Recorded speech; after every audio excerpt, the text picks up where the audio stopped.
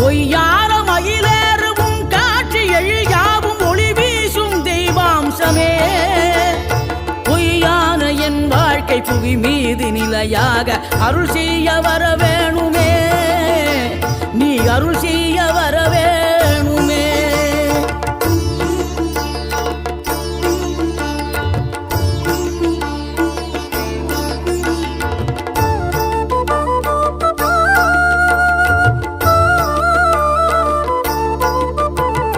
இகழ்தலையும் புகழ்தலையும் ஒரு முகமாய் கருதும்படி செவி உரைத்த முத்து குமரன்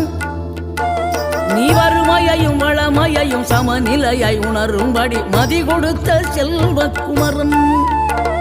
தடை 100 வந்தாலும் செயல் வெற்றியாக்கி தரும் தாராள குணம் கொண்டவன்